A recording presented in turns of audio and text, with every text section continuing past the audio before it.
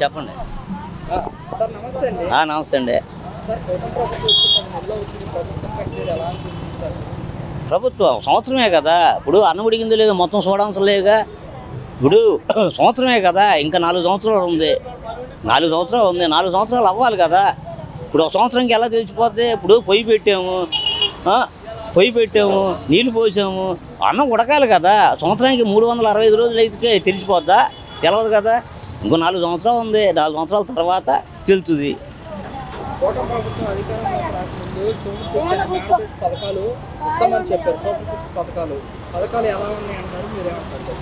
పథకాలు అమలు చేయాలి కదా. ఒక్కొక్కరు అందుతూ ఉండాలి. పరిపాలన మీద దృష్టి పెట్టుకోవాలి. ఇదంతా అడ్మినిస్ట్రేషన్ అంటే చెడు చేసుకునేప్పుడే సంవత్సరం పడుతుంది. ఇప్పుడే కాదు, ఎమ్మటిని అవ్వదు కదా. పరిపాలన అనుభవం ఉందా మాట వాస్తవే, దాంట్లో సందేహం లేదు. కాకపోతే ఇవన్నీ అమలు అవ్వాలి కదా. ఇప్పుడు అంతకుముందు ప్రభుత్వం ఇంకో కొత్త ప్రభుత్వం వచ్చింది. ఆ ప్రభుత్వం కుదురుకోవాలి కదా. ప్రభుత్వం అంటే ఒకటే కాదు కదా, దాంట్లో కూటమి ప్రభుత్వం. అది కూటమి ప్రభుత్వం, ఒక ప్రభుత్వం కాదు కదా, ఒకటే ప్రభుత్వం కాదు కదా. కూటమి ప్రభుత్వం అంటే మూడు కలిపి కూటమి అన్నమాట. అవన్నీ ఒక్కొక్కరు ఎమ్మెల్సీలు అని ఇవన్నీ మొత్తం సెట్ చేసుకున్నప్పుడు ఇప్పుడు దాకా టైం పడుతుంది కదా. అది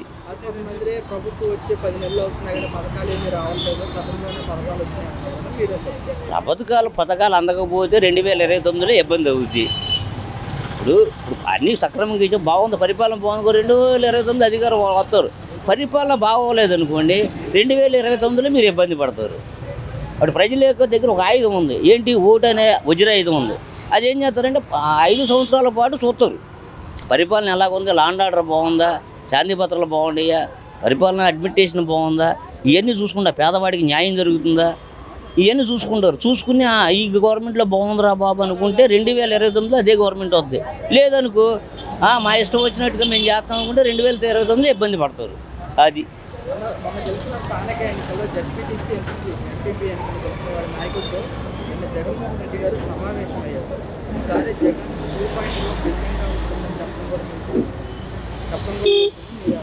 అప్పుడు ఎలాగుంటుందో అప్పుడు ఆయన 2.2 అంటే అది ఎలాగుంటుందో చూడాలి కదా.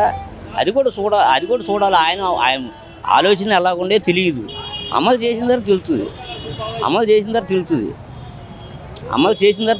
కళ్ళు మూసుకుంటే 3 ఏళ్ళు కూడా కలిసిపోతాయి. ఈసారి వచ్చేది మన మంచి రోజులు రాబోతున్నాయి అంటూ కూడా జగన్మోహన్ రెడ్డి గారు ప్రజలు చూస్తారు. పరిపాలన బాగుందనుకో, మా పరిపాలన బాగుందంటే కుదరదు. జగన్ గారు కూడా అలాగే అనుకున్నారు. 175కి 175 వద్దని ఆయన అనుకున్నాడు. ఆయన అనుకున్నది వేరు, అక్కడ ప్రజల్లో ఉన్న మ్యాగ్నెటిక్ వేరు. అర్థమైందా? అది వేరు. వస్తుందని కాదు, భగవంతుడనే కూడా ఉంటాడు.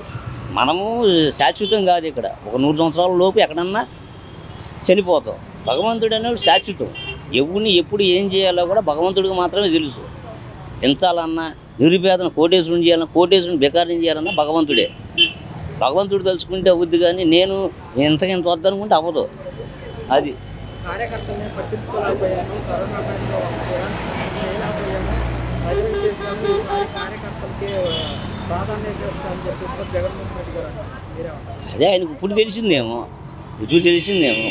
ప్రజలే ఉందంటే ప్రజలు అనుకోవాలి.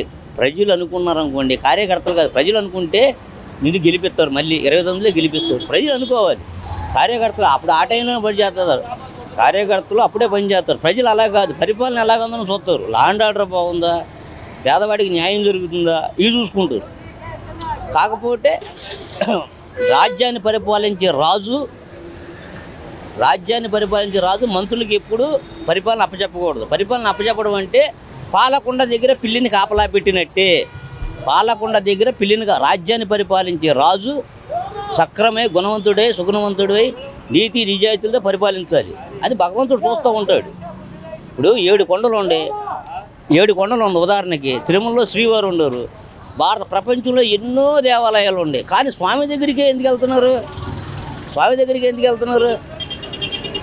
దగ్గరికే 7 కొండలు దాటుకుని నిరుపేదలు, సామాన్యమైన భక్తులు అన్నమాట. ఆ గదుల్లో ఉదాహరణకి నేనే ఒక నిరుపేదనే. 2 రోజులు పట్టింది. వీఐపీ దర్శనాలు హ్యాపీగా వెళ్ళిపోతారు. సుప్రీంకోర్టు జడ్జీలు కూడా, వాళ్ళు కూడా ఆ స్వామి దగ్గరికి ఎందుకు వస్తారు? స్వామి నా కోరిక తీరుకోవాలి స్వామి అని వస్తారు. వాళ్ళు వస్తారు కాదు. నిరుపేదలో ఒక్కొక్క నిరుపేదకు ఒక్కొక్క కష్టం ఉంటుంది. అవన్నీ తీరుతున్నాయి. అందుకే స్వామి దగ్గరికి వెళ్తున్నారు.